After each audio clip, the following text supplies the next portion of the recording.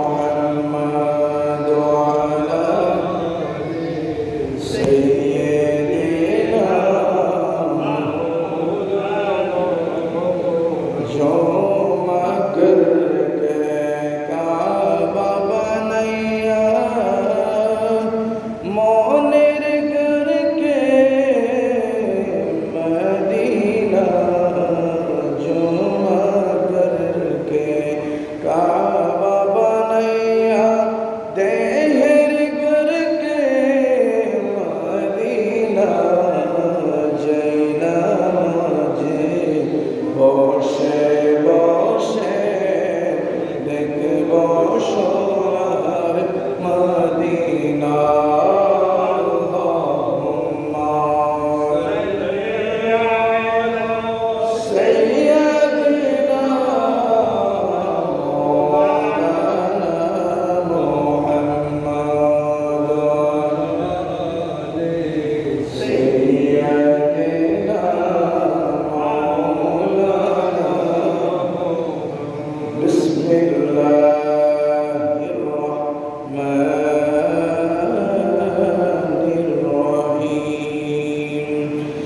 الذي خلق الموت والحياة ليبلوكم أيكم أحسن عملا وأيضا قال الله تعالى في القرآن المجيد ألا إن أولياء الله لا خوف عليهم ولا هم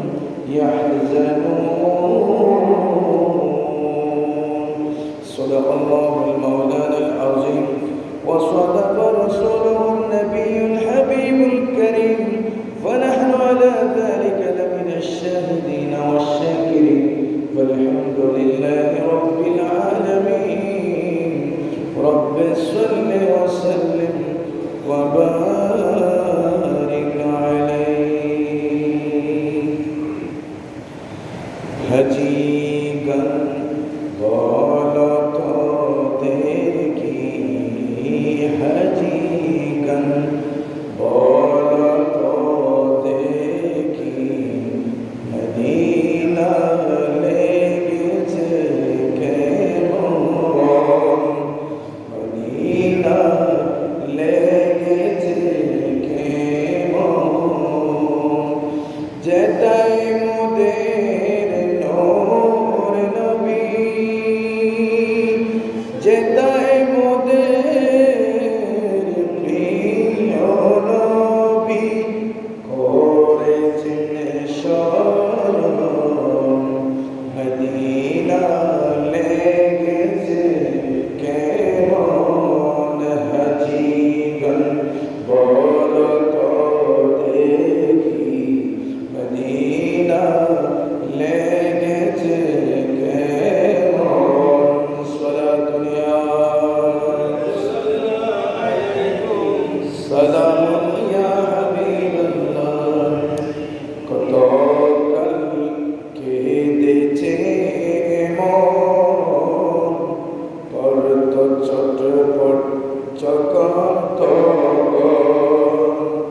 কত কাল কেঁদেছে মন করত ছটপট যখন তখন করত ছটপট যখন তখন আজি সে স্বপ্ন তোমার আজি সে স্বপ্ন তোমার দেখো না হয়েছে পূরণ আজি সে স্বপ্ন তোমার দেখো না হয়েছে পূরণ যেটাই মোদের নূর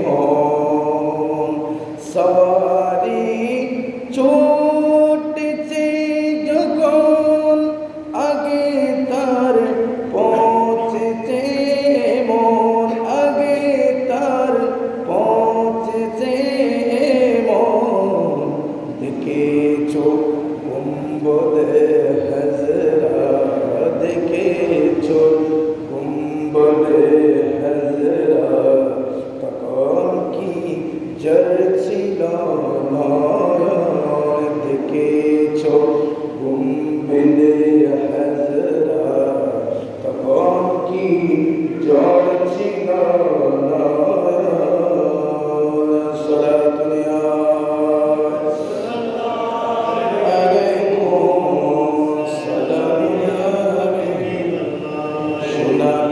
জালিতে গেরা রোজা পাক সৃষ্টিতে সেরা সুবহানাল্লাহ সোনালি জালিতে গেরা রোজা পাক সৃষ্টিতে সেরা রোজা পাক সৃষ্টিতে সেরা যেখানে পাবে জিবরাইল যেখানে পাবে জিবরাইল সেটাই কি চিনে কি চোখে যেখানে পাবে জিবরাইল সেটাই কি চিনে কি চোখ যেটাই মোদের নূর নবী যেটাই মোদের প্রিয় নবী করেছেন শয়ন মদিনা লেগেছে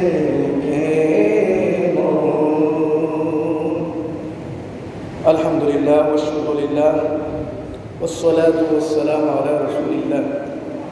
উপস্থিত চন্দনেশতানা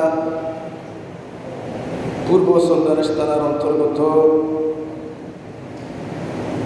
2 নম্বর ওয়ার্ড পৌর এলাকা সদরিপাড়া পশ্চিম জামা মসজিদের সম্মানিত সমাবেত হাজির মুসল্লি কেরাম, অত্র এলাকার সম্মানিত যুব সমাজ, মুরব্বী সমাজ, ছাত্র সমাজ, দূর দূরান্ত থেকে আগত সুন্নি ওয়ালা আশিকে রাসূল নবী প্রেমিক ওলি প্রেমিক ভাইয়েরা, অত্র এলাকার কুচকাচা মাসুম বাচ্চারা, পর্দার আড়ালে হাওয়াতুল মুস্তারাদ মা বোনেরা যারা পর্দার আড়ালে বসে আমার বক্তব্য শ্রবণ করতে লাগলেন, রহমানি ওয়া রাহিমাকুমুল্লাহ তাআলা আযজা ওয়া জাল। আসসালামু আলাইকুম ওয়া রাহমাতুল্লাহি তাআলা ওয়া বারাকাতুহু। মহান আল্লাহর দরবারে অসংখ্য অগণিত শুকরের সেজদা অবনত হয়ে শুকরিয়া আদায় করছি যে উনি দয়া করে মেহেরবানি করে আমাদের মতন নাইলাইক গুনেহগার নাশিসদেরকে মেহেরবানি করে দয়া করে 1446 হিজরির একেবারে শেষ মাস মাহে জিলহজ মাসের আজকের 23তম তারিখে চতুর্থতম জুমার নামাজ আদায়ের লক্ষ্যে আমরা আপন আপন ঘর থেকে পবিত্রতা হয়ে পাক সাফ হয়ে নিজের ঘর থেকে বাহির হয়ে আল্লাহর মসজিদে জুমার নামাজ আদায়ের লক্ষ্যে হাঁটি হাঁটি পা পা করে ইতিমধ্যে আমরা যারা এসে গেছি বসে গেছি, যারা আশার পথের প্রতীক প্রত্যেককে মোবারকবাদ ধন্যবাদ জ্ঞাপন করছি।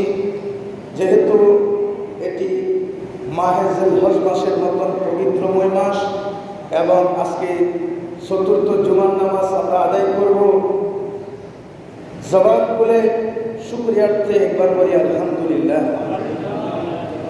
আল্লাহ পাক মেহেরবানি করলে, দয়া করলে আজকে 23তম তারিখ, হয়তো আল্লাহ তৌফিক দিলে এই মাস যদি 30-এ যায়, এই মাস যদি 30-এ যায় তাহলে আগামী জুমা আমরা পঞ্চম জুমা হিসেবে পাবো।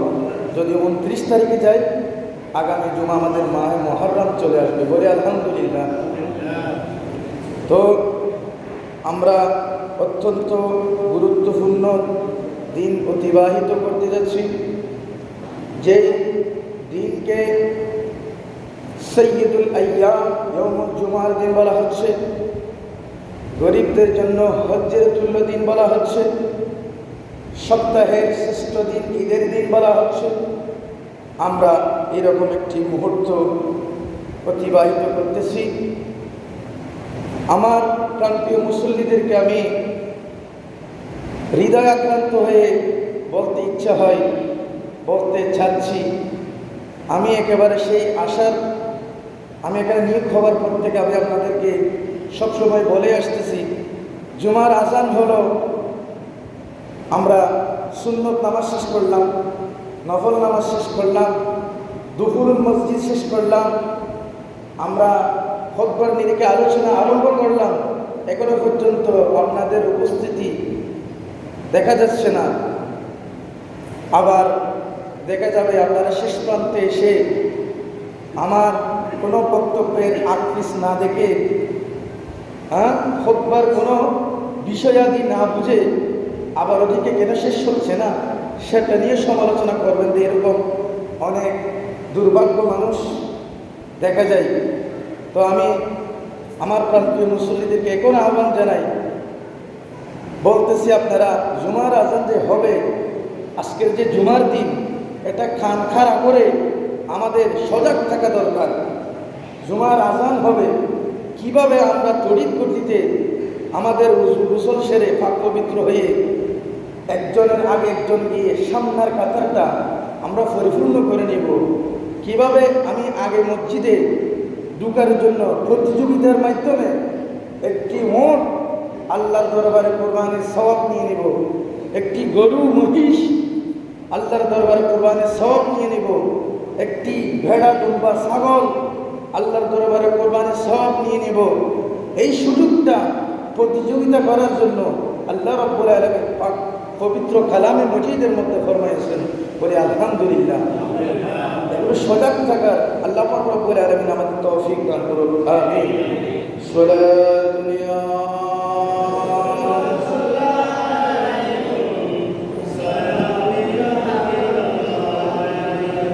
প্রিয় হাজরিন, আজকের খুতবার মধ্যে মৃত্যু কি জিনিস, আমরা দুনিয়াতে আসার আগে একটা জগতে আমরা ছিলাম, যেটাকে বলা হয়েছে আলমে আরওয়াহ, রূহের জগৎ।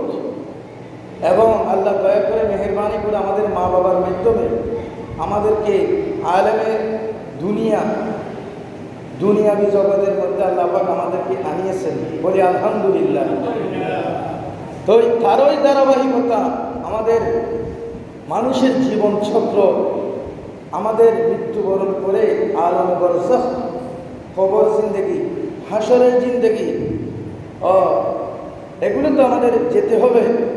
খুতবার মধ্যে একেবারে আফসোস করে খুতবাকারক আমাদেরকে মৃত্যুর কথা স্মরণ করে দিয়েছেন।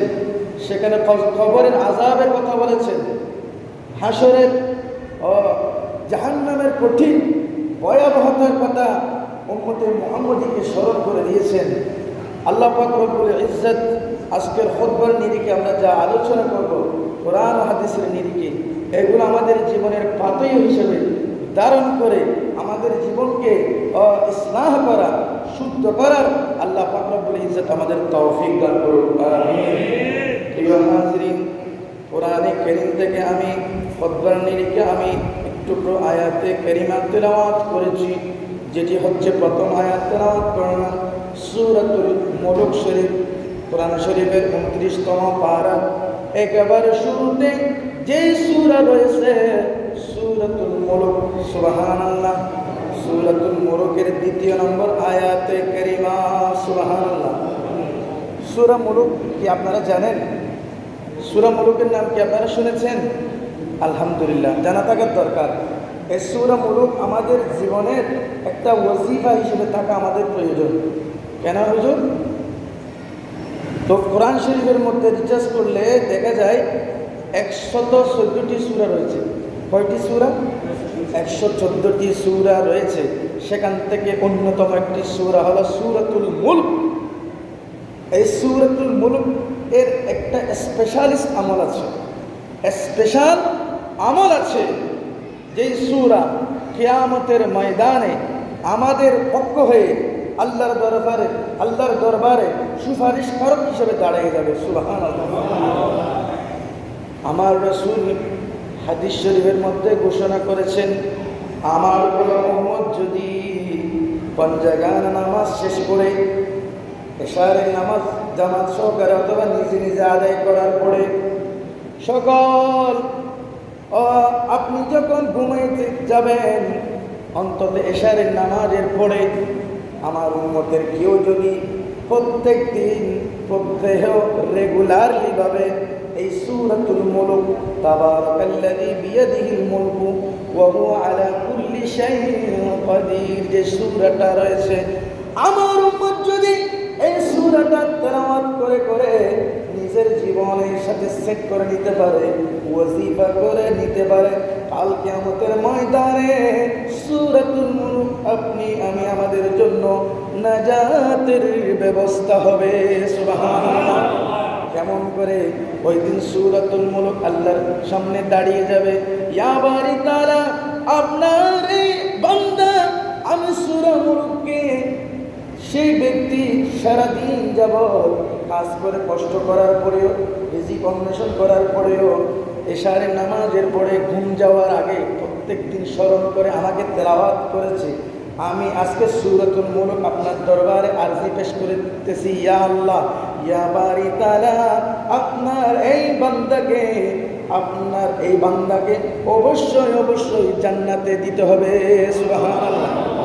আল্লাহ বলবেন তাই নাকি? তুমি তো বাড়ি একটি আমাকে আরজি পেশ করে দিলাম, হ্যাঁ সূরাতুল মুলক বলবো অবশ্যই জান্নাতে দিতে হবে, না হলে ইয়া আল্লাহ বারি তাআলা আমি যে সূরা মুলক আপনার কালামে মজিদের মধ্যে 114 সূরার মধ্যে আমাকে স্থান দিয়েছেন, না হলে আমাকে কোরআন শরীফ থেকে বাদ দিতে হবে। সুবহানাল্লাহ। তাহলে শেষমেশ আপনার এই আমল আপনাকে জান্নাত পর্যন্ত পৌঁছাবে। সুবহানাল্লাহ।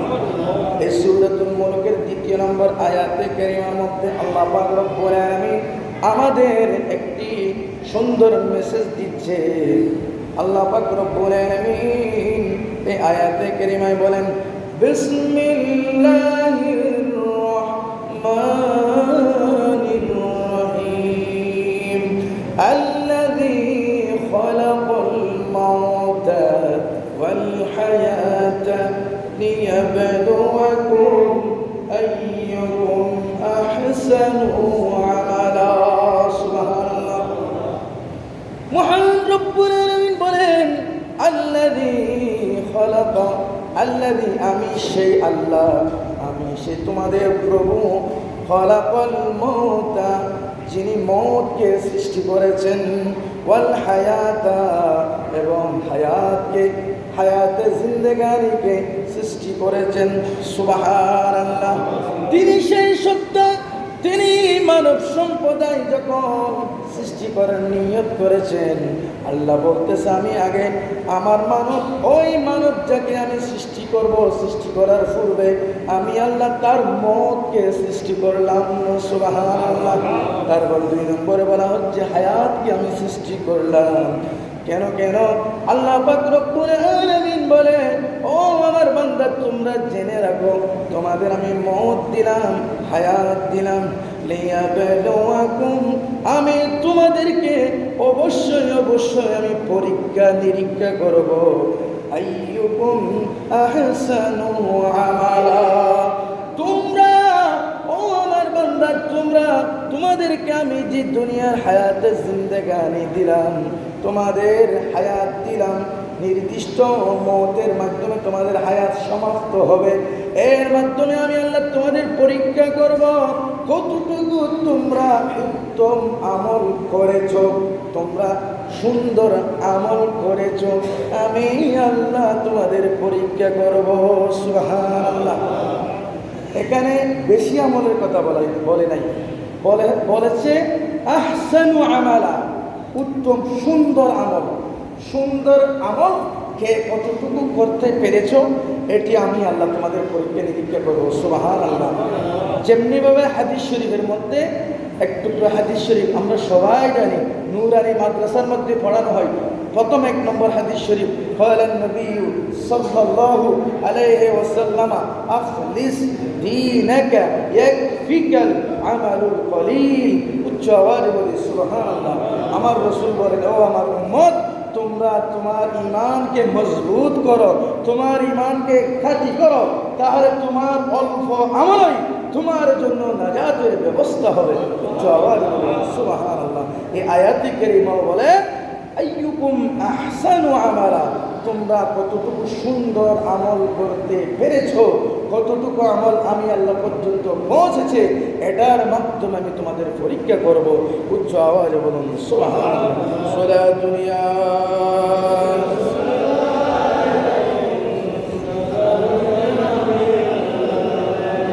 প্রিয় হাজরিন, এখানে আয়াতের দিকে আমরা দৃষ্টিপাত করলে যে মওত এবং হায়াতের কথা বলেছে, আমরা তো জানি আমাদের জন্ম আগে মৃত্যু হবে, কিন্তু আল্লাহ বলেছে মওত আগে আমি নির্ধারণ করলাম, তোমাকে আমি সৃষ্টি করেছি, তুমি কখন চলে আসবে এটা আমি আগে নির্ধারণ করে দিলাম। সুবহানাল্লাহ। আর আগে মওত, তারপরে হায়াত। এখন কথা হচ্ছে প্রিয় হাজরিন, মওত কি আমাদের জানতে হবে। সুবহানাল্লাহ। মওত, মৃত্যু, এটা আমাদের জানার দরকার আছে। সালাতুন ইয়া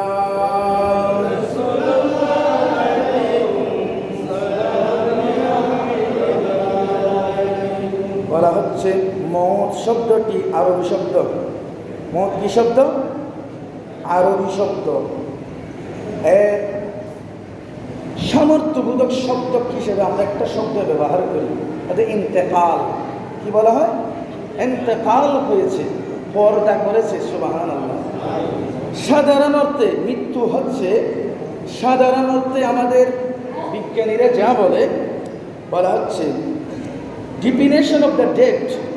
মৃত্যুর ডিফিনেশন হলো death is the end of life, the irreversible cessation of all biological functions that sustains a living organism, that eventually and inevitably occurs in all organisms.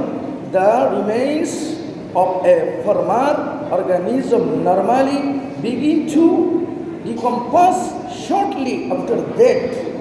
সুবহানাল্লাহ। সাধারণ বিজ্ঞানীরা বলতেছে যে মৃত্যু বা মরণ বলতে জীবনের অবসানকে বোঝায়। এটি একটি অপ্রত্যাবর্তী প্রক্রিয়া, যার ফলে কোনো জীবের জীবনের জন্য দায়ী সমস্ত জৈবিক প্রক্রিয়া পুরোপুরি বন্ধ হয়ে যায়। সুবহানাল্লাহ। ওনারা বলে মৃত্যুর পরেই জীবের পচন প্রক্রিয়া শুরু হয়। এটা ওদের কথা। ইসলামিকভাবে মৃত্যু বলা হচ্ছে, ইসলামী সংজ্ঞায়, ইসলামের দৃষ্টিতে মৃত্যু হচ্ছে এমন একটি জিনিস, পার্থিব জীবনের সমাপ্তি এবং পরকালের জীবনের শুরু। সুবহানাল্লাহ। আমাদের সাধারণ বিজ্ঞানী যারা আমাদের সমাজ বিজ্ঞান দিছে, রাষ্ট্রবিজ্ঞান দিছে, ওদের পুস্তকে বলা হচ্ছে যারা কমিউনিস্ট মার্কা, তারা যাদের পরকালের সম্পর্কে তার জানে না, তারা বলেছে কি মৃত্যু মানে শেষ, মৃত্যুর পর থেকে একজন মানুষ একটি জীবের ফসল শুরু হবে। আখিরাতের এই সেই ওরা জানে না। এই জন্য যা পাইলাম তা খাইলাম, প্রত্যেকে আসলো, এগুলো আমার দরকার নাই, তাদের চালচলন সেই রকম। কিন্তু ইসলাম বলতেছে পার্থিব জীবনের পরিসমাপ্তি এবং পরকালের জীবনের শুরু মাত্র। সুবহানাল্লাহ। এটি কেবল একটি শারীরিক প্রক্রিয়া নয়, বরং একটি স্থানান্তরের প্রক্রিয়া।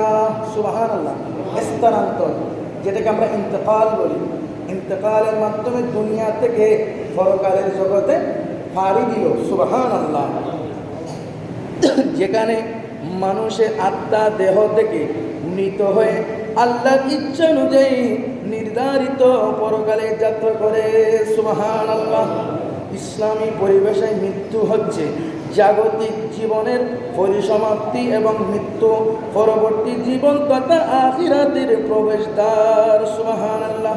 মৃত্যু হচ্ছে জাগতিক দেহ হতে আত্মার পৃথকীকরণ এবং একই সাথে এই আত্মার জাগতিক দুনিয়া হতে আখিরাতের উদ্দেশ্যে যাত্রা করা, সফর করা। সুবহানাল্লাহ। সুতরাং মৃত্যু হচ্ছে চলমান প্রক্রিয়া।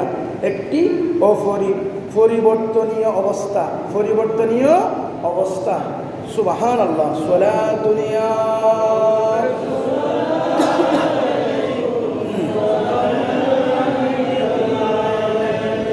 এখানে সাধারণ সংজ্ঞার মধ্যে বলেছে মৃত্যুর পরে জীবদেহের পচন প্রক্রিয়া শুরু হয়। নাউজুবিল্লাহ। তো আমরা এটা পুরোপুরি মানতে রাজি নয় না হুজুর। আমাদের মৃত্যুর পরে ওয়াল ইয়াউমিল আখির নামক আমরা যে কলমা পড়েছি, আমানতু বিল্লাহি ওয়া মালাইকাতিহি ওয়া কুতুবিহি ওয়া রুসুলিহি ওয়াল ইয়াউমিল আখির, এই যে আমরা 7টা বিষয়ের উপর ঈমান এনেছি, সেখানে পরকাল একটা যে আছে এটার উপর আমাদের ঈমান আমাদের থাকতে হবে। উচ্চ আওয়াজে বলুন সুবহানাল্লাহ। এটার কিছু নিদর্শন আমরা আল্লাহর পক্ষ থেকে আল্লাহ দেখতেছি। সুবহানাল্লাহ। আল্লাহ দেখাবে কিয়ামত পর্যন্ত, অনেক কুদরত দেখাবে। যেমনভাবে গত 2-1 দিন আগে আমরা সামাজিক যোগাযোগ মাধ্যম ফেসবুকে দেখতেছি 24 থেকে 25 বছর আগে দাফন করা হয়েছে একজন মানুষ, মাদ্রাসার দাতা সদস্য, একজন শিক্ষক, একজন নর্মাল মানুষ। 24 থেকে 25 বছর পরে যখন এক্সকেভেটর দিয়ে মাটি করতে গিয়ে কবরের মধ্যে একেবারে তরতাজা লাশ উঠে আসতেছে। সুবহানাল্লাহ। জায়গায় জায়গায় অনেক জায়গায় আল্লাহর কুদরত, আখিরাতের জগৎ যে আছে, আল্লাহর সত্য মানুষ কতগুলো যে আছে যাদের বডিকে মাটিকে খাওয়ার জন্য আল্লাহ হারাম করে দিয়েছেন, ওই রকম মানুষ আমাদের মধ্যে এখনো আছে। আল্লাহ পাক রব্বুল আলামিন আমাদেরকে কিয়ামতের আগে অনেক কুদরত দেখাবে। এগুলোর উপর ঈমান এনে পরকালকে মানার আল্লাহ আমাদের তৌফিক দান করুন। আমিন। সলাতুনিয়া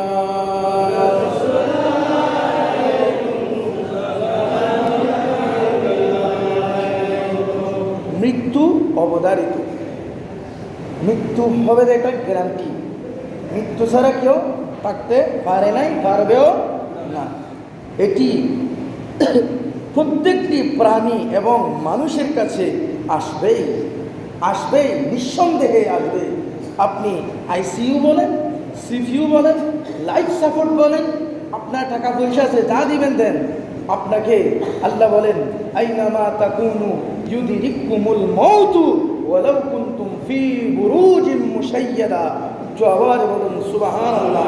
আল্লাহর কোরআন সূরাতুন নিসার 38 নম্বর আয়াতে বলেন, ও আমার বান্দা, তুমি মৃত্যু থেকে বাঁচার জন্য তুমি যদি লোহার সিন্দুকের মতন ঘর তৈরি করে সেখানে যদি তুমি বাস করো, তোমার মৃত্যুর আজরাইল ফেরেশতা তোমার মত সেখানে তোমাকে খুঁজে বাইর করবে। উচ্চ আওয়াজে বলুন সুবহানাল্লাহ। সলাতুনিয়া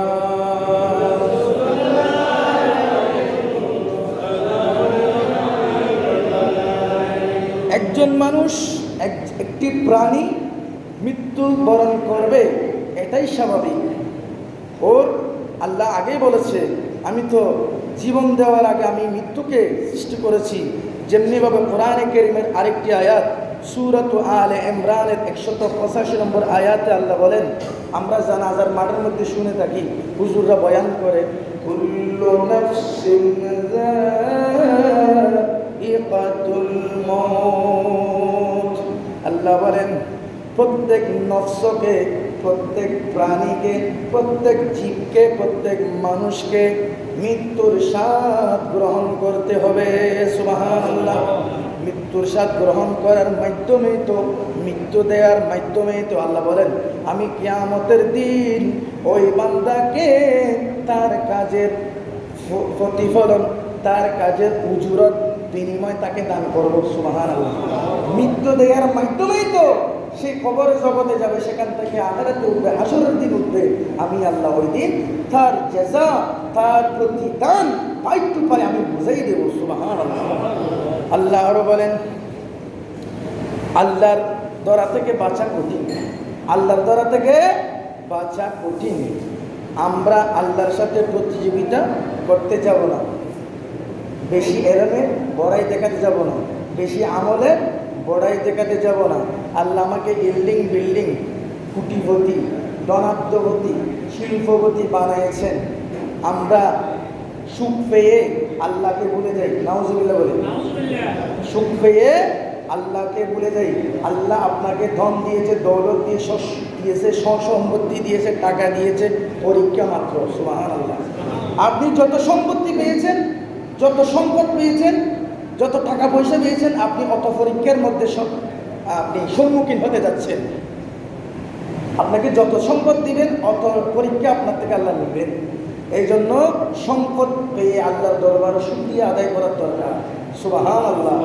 আল্লাহর পক্ষ থেকে যা সম্পদ পেয়েছেন এগুলো আল্লাহর নেয়ামত, এগুলোর জায়গা মোতাবেক খরচ করতে জানা, এইটা মেনটেন করে চলা। আপনি মানব হিসেবে আপনাকে যে ব্রেইন দিয়েছে খাটিয়ে, এটা খাটিয়ে আপনি চলতে পারাটা আপনার সফলতা। উচ্চ আওয়াজে বলুন সুবহানাল্লাহ।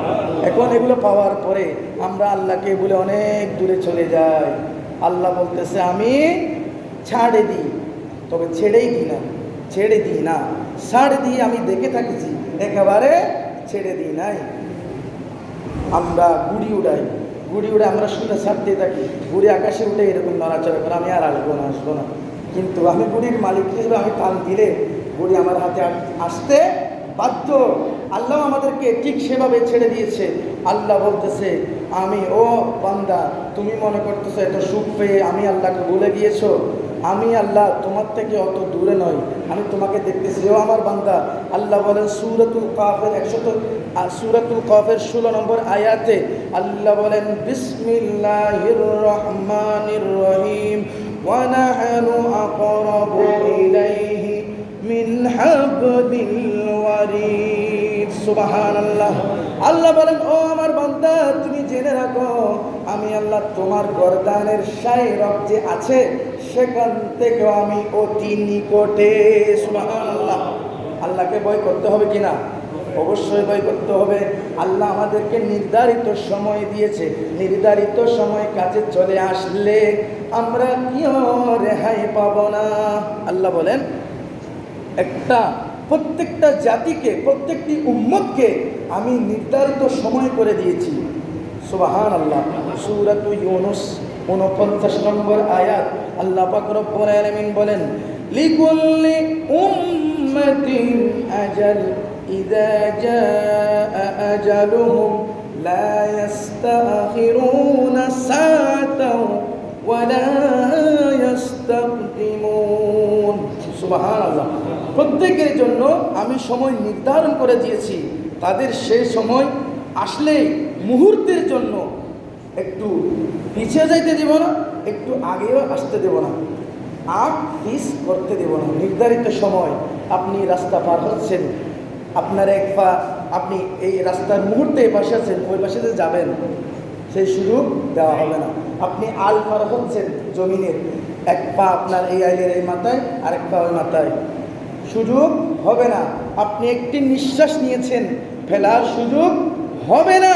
যতই লাইফ সাপোর্ট বলেন, যত আইসিইউ বলেন, আপনি আপনার সময় নির্ধারিত আসলে আল্লাহ বলতেছে আমি আমার বান্দাকে তুলে নেব।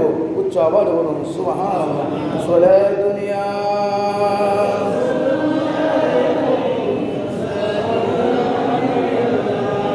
এখন আসুন, আপনি ইচ্ছে করলে, আমি ইচ্ছে করলে কোনোদিন মৃত্যু থেকে ফালিয়ে বাঁচতে পারবো না। এটা নির্ধারিত, এটা অবধারিত আল্লাহর পক্ষ থেকে একটা জিনিস। আমরা কিন্তু মৃত্যু থেকে বাঁচার জন্য কত চেষ্টা করি, লাইফ সাপোর্টে নিয়ে যাই, আইসিইউতে ঢুকাই, ভর্তি করাই, কিন্তু এটার জন্য আমরা চেষ্টা করি বাঁচার জন্য। তাও এটা কিন্তু নির্ধারিত একটি জিনিস।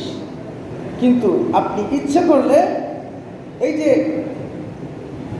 কবরের ভয়াবহ আযাবের কথা বলা হয়েছে, জাহান্নামের ভয়াবহ আযাবের কথা বলা হয়েছে, একটি জান্নাত আছে আর একটি জাহান্নাম আছে, এগুলো বলা হয়েছে। ইচ্ছে করলে আপনি জাহান্নাম থেকে বেশি জান্নাতি হতে পারবেন। সুবহানাল্লাহ। ইচ্ছে করলে আমি কিন্তু জান্নাতে যেতে পারবো। সুবহানাল্লাহ। ইচ্ছে করলে আমি জান্নাতি বনতে পারবো। সুবহানাল্লাহ। কিন্তু ইচ্ছে করলে মৃত্যু থেকে বাঁচতে পারবো না। আমরা ইচ্ছে করলে যেটা পারবো সেটা চেষ্টা করি না, সেটাকে আমরা মনে করি এটা বাকি একটা জিনিস। নাউজুবিল্লাহ। একটু নিঃশ্বাস ত্যাগ করার পর থেকে আমি যে ফল পেতে যাব, খবরের মধ্যে যে ফল পাবো, হাসরের দিন যে ফল পাবো আমরা সচরাচর মনে করি এগুলো বাকি জিনিস, নগদে যা পাই তা খাই থাকে শেষ করে ফেলি, নাউজুবিল্লাহ মিন যালিক। তো ইচ্ছে করলে আপনি কেমনভাবে জান্নাতে হবেন আমরা অনেকে মনে করি, এটা আমাদের জানা দরকার। আমরা একটা ফুতুল, আল্লাহ দুনিয়ার মধ্যে আমাদেরকে ফুতুল বানায় দিছে, আল্লাহ যেভাবে নাচাচ্ছে আমরা সেভাবে নাচতেছি। তো একসময় গিয়ে আল্লাহকে দোষ দিব যে আল্লাহ আপনি আমাকে বানাইছেন, আপনি যা করেছেন আমি তা করছি, নাউজুবিল্লাহ বলি, সেটা হতে দেওয়া যাবে না। আল্লাহ পাক রব্বুল আলামিন 18,000 মখলুকাত বানিয়েছেন, সুবহানাল্লাহ। এক একটি মখলুক এক একটি কাজে রত রয়েছে।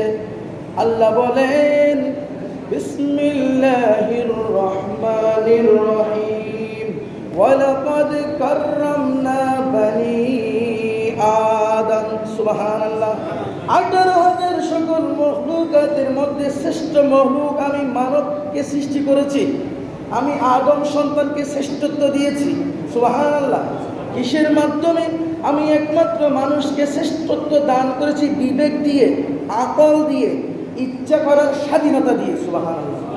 ইচ্ছা স্বাধীনতা দিয়েছি মানুষকে। আপনি ইচ্ছা পোষণ করবেন, নিয়ত করবেন। আল্লাহ রাসূল বলেছেন ইন্নামাল আমালু বিন্নিয়াত, আপনার সমস্ত কাজ আপনার নিয়তের উপর ডিপেন্ড করবে। আপনি ইচ্ছে করবেন, আপনার ডান হাতে আপনার আমলনামা সওয়াব উঠে যাবে, সুবহানাল্লাহ। আবার এটা নয় আপনি ইচ্ছে করলে আপনি সফল হবেন, তাই না, আপনি ইচ্ছে করবেন কাজটা সফলতা করাই দিবেন আল্লাহ, সুবহানাল্লাহ।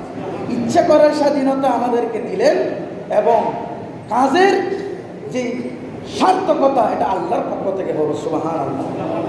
অর্থাৎ মানুষ যেভাবে চলতে চায় আল্লাহ তাকে সেভাবেই চালায়, এটাই হলো মেইন কথা।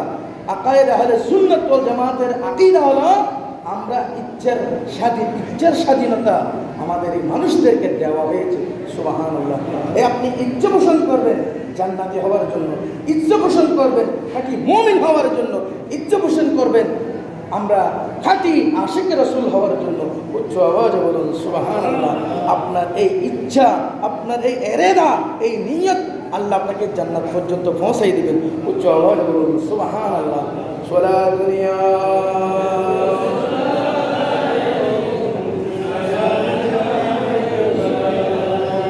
মৃত্যু আসবে, অবধারিত, নির্ধারিত, কোনো সন্দেহ নাই। আল্লাহ রাসূল বলেন এই জন্য ও আমার উম্মত মৃত্যু তো আসবে। ক্বালা রাসূলুল্লাহ সাল্লাল্লাহু তাআলা আলাইহি ওয়াসাল্লাম মুতু ক্বাবলা তামুতু, সুবহানাল্লাহ। আল্লাহ রাসূল বলতেছে ও আমার উম্মত মুতু, তোমরা মৃত্যুবরণ করো, ক্বাবলা আন তামুত, তোমাদের কাছে মৌত আসার আগে তোমরা মৃত্যুবরণ করো, সুবহানাল্লাহ। অর্থাৎ মৃত্যু আসার আগে মৃত্যুর জন্য প্রস্তুতি নাও, সুবহানাল্লাহ। ওয়াহাসিবু আনফুসাকুম, নিজের হিসাব নিজে দিয়ে দাও, নিজের হিসাব নিজে ঠিক করে নাও।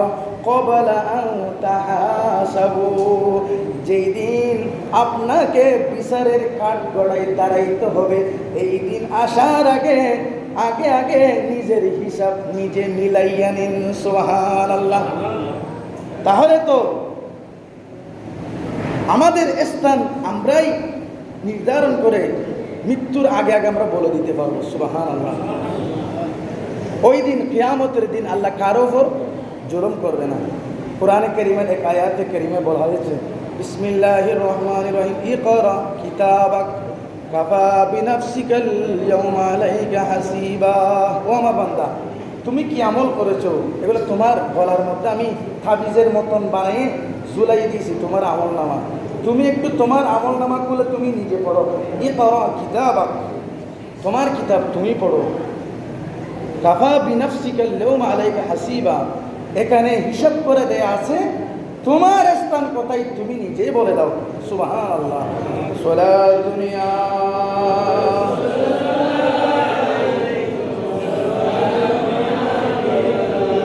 জিন্দাবাদ জিন্দাবাদ মোহসেন বাবা জিন্দাবাদ, জিন্দাবাদ জিন্দাবাদ মোহসেন আলী জিন্দাবাদ, আমল করো নামাজ রোজা, আমল করো নামাজ রোজা, কায়েম করো সুন্নিয়ত। জিন্দাবাদ জিন্দাবাদ আল্লাহর ওলি জিন্দাবাদ, জিন্দাবাদ জিন্দাবাদ মোহসেন বাবা জিন্দাবাদ। সালাতুন ইয়া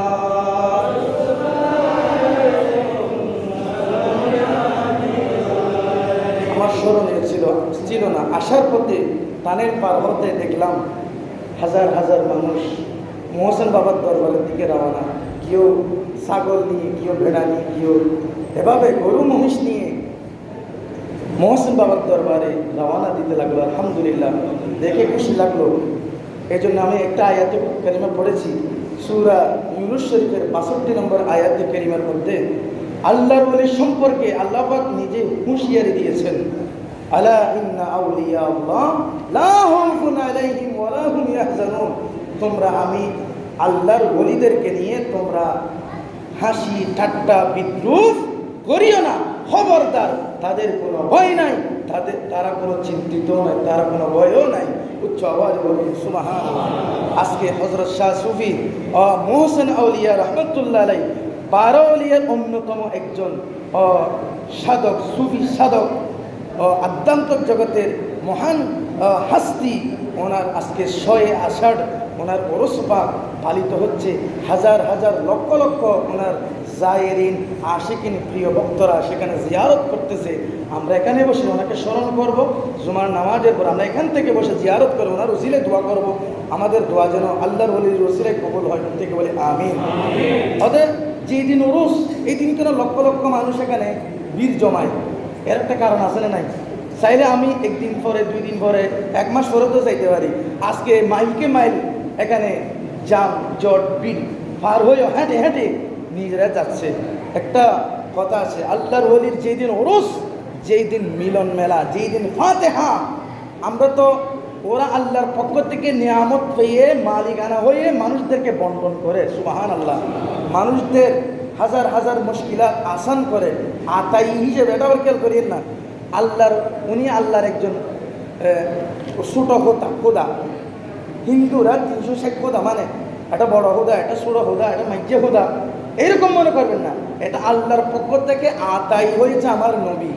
আমার নবী সকল ওলি আল্লাহদেরকে বন্টন করেছেন নিয়ামত। আল্লাহ প্রদত্ত ক্ষমতায় বলিয়ান হয়ে উম্মতে মুহাম্মদকে হেল্প করে, সাহায্য সহযোগিতা কিয়ামত পর্যন্ত করেই যাচ্ছে। উচ্চ আওয়াজে বলুন সুবহানাল্লাহ। এই যেই দিন ওরসে পাক, এই দিন কোনো পাপীকে, কোনো নগণ্যকে, কোনো নাহালদারকে, কোনো আশিকদেরকে ফেরত দেয় না। এটা হলো ওলি আল্লাহর কেরামত। উচ্চ আওয়াজ বলুন সুবহানাল্লাহ। আমরা এখান থেকে বসে দোয়া করব। শাহ মোহসেন আউলিয়া রহমতুল্লাহ আলাইহির আজকে প্রায় 461তম ওরস শরীফ, 461তম ওরস পাক আজকে ওনার পালিত হচ্ছে। আমরা আমাদের ঘরে বসে বিভিন্নভাবে আমরা ঘরের মধ্যে ছোটোখাটো ফাতিহার মাধ্যমে ওনাকে স্মরণ করে আমরা ইসারি সব করতে পারি। আল্লাহ আমাদের তৌফিক দান করুন। ওনার আসল বাসভবন হলো ইয়ামেন। ওনার জন্ম হলো ইয়ামেনে। ইয়ামেন থেকে পারিবারিকভাবে উনি আল্লাহর ওলি বলে মামার সাথে ইসলাম প্রচারের জন্য আল্লাহ রসুলের ইশারায় প্রথমে দিল্লিতে এসেছে। দিল্লি থেকে ঘুরে মামা বাগিনা আবার সফর করে সেই জিউড়ি গ্রামক নামের যে আনোয়ারার মধ্যে প্রথমে জিউড়ি, সেখান থেকে ওফাত বরণ করে সেখানে অনেক দিন কবর শরীফে, মাজার শরীফ থেকে আবার নদী বাঙ্গনে ভেঙে ওনাকে সাগরের মধ্যে ভাসাচ্ছিলেন। পাথরের উপরে উনি অনেক সময় বেসেছে। অনেক ভক্ত জায়রিনদেরকে স্বপ্ন দেখাইছেন, আমি এখানে পানির মধ্যে ভাসতেছি, তোমরা আমাকে নিয়ে অমুক জায়গায় দফন করো। এভাবে একজনকে দেখালেন, 2 জনকে দেখাইলেন, বিশ্বের যায় নাই। আরেকজন মানুষ উনি এখান থেকে নিয়ে গিয়ে এখানে দাফন করা হয়েছে। বাস্তব ঘটনা আমি স্টাডি করেছি। তো এখান থেকে যুগ যুগ ধরে আজকে প্রায় 450 বছর পর্যন্ত উনি হয়েছে। 985 হিজরিতে ওনার জন্ম। আজকে 461তম ওরস পাক চলতেছে। এটা ওরা বাস্তব আল্লাহর ওলি, ওনার কেরামত আমাকে আপনাদেরকে বলে বলে বুঝাইতে হবে না। আপনাদের ঘরে ঘরেও অনেক কেরামত লুকায়িত আছে, ধরতে গেলে সময় কম। আমি বলতেছি না, আমি এখানে দাঁড়াই থাকছি আপনাদের সামনে, আমি বাবা মহসিন আলীর দানে দাঁড়ায় দেখছি। সুবহান আল্লাহ। এগুলো আমার থেকে আপনারা অনেক জিজ্ঞেস করলে বলবো। আমি এখানে দাঁড়াইছি যে আপনাদের সামনে বাবা মহসিন আলীর দানে দাঁড়াইছি। সুবহান আল্লাহ। বাবা বলতেছি এই জন্য অনেকে আবার এটা বলবেন না, নিজের বাপকে বাপ না রেখে অন্যজনকে বাপ কিনা ডাকতেছেন। এরা হচ্ছে রুহানি বাবা, এরা হচ্ছেন পীর। পীর আমাদের ইসলামী জগতে, আমাদের রুহানি জগতের বাবা। সুবহান আল্লাহ। যারা আমাদেরকে ইসলাম দেয়, যারা আমাদের পীর মাশায়েখ আলেম ওলামা, ওরা আমাদের রুহানি জগতের বাবা। ওনাদের মাধ্যমে আমরা দ্বীন ইসলাম পেয়েছি। আমরা এভাবে এইরকম ওলি আল্লাহদেরকে স্মরণ করে আল্লাহ তৌফিক দান করুন। বিশেষ করে আজিজুল হক শেরে বাংলা আজিজুল হক আল কাদের আমাদেরকে চিনিয়ে দিয়েছেন হজরতের শাহ মোহসেন আউলিয়ার দরবারে তোমরা যাইবা। তোমরা যদি বিমারি হলে, অসুস্থ হলে, হার্টের রুগী হলে, ক্যান্সার রুগী হলে, ডাক্তার মেডিকেল আপনাকে জবাব দিলে শাহ মোহসেন আউলিয়ার দরবারে যাও। সুবহান আল্লাহ। তাহলে শাহ মোহসেন আউলিয়ার উসিলাই আমরা আল্লাহর দরবারে সেবা চাইব। আল্লাহ আমাদেরকে সেবাই করলে হাজরত আর নসিব করুন। আমিন। ওমা আলাইনা ইল্লাল বালাগ। যারা প্রিয় হাজরিন, আপনাদেরকে আবার স্মরণ করে দিচ্ছি, আমাদের চৌধুরীপাড়া পশ্চিম জাম মসজিদ সংলগ্ন মোহাম্মদিয়া সুন্নিয়া মাদ্রাসা 7 দণ্ডয়মান হয়ে রয়েছে। কাজ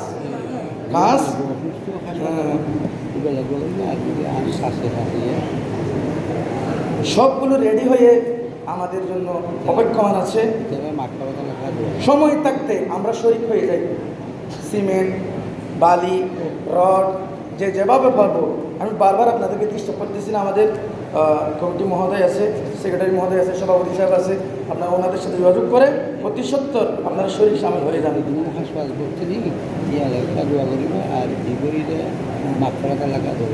আল্লাহ আজকে দান করেছেন জনাবা সালমা বেগম। উনি অসুস্থ, আপনাদের কাছে দোয়া চেয়েছেন, হাসপাতালে ভর্তি আছে। মসজিদের জন্য 1000 টাকা দান করেছে। আল্লাহ জনাবা সালমা বেগমকে আল্লাহ আপনি 1000 টাকা দানের বদৌলতে সেবা দান করুন। আজকে দোয়া চেয়েছেন মরহুম আলহাস আবুল কাসেম চৌধুরী, ওনার মাগফিরাতের উদ্দেশ্যে দোয়া চেয়েছেন। আল্লাহ পাক ওনাকে মাগফিরাত নসিব করুন। আমিন। আজকে দান করেছে শাহজাহান চৌধুরী, পিতা আলী হোসেন চৌধুরী, হেফজখানার জন্য 1000 টাকা। আল্লাহ ওনার পক্ষ থেকে দানকে কবুল করুক। আমিন। যারা সুন্নত করে নেয় সুন্নত করে নিন। আসসালামু আলাইকুম ওয়া রাহমাতুল্লাহ।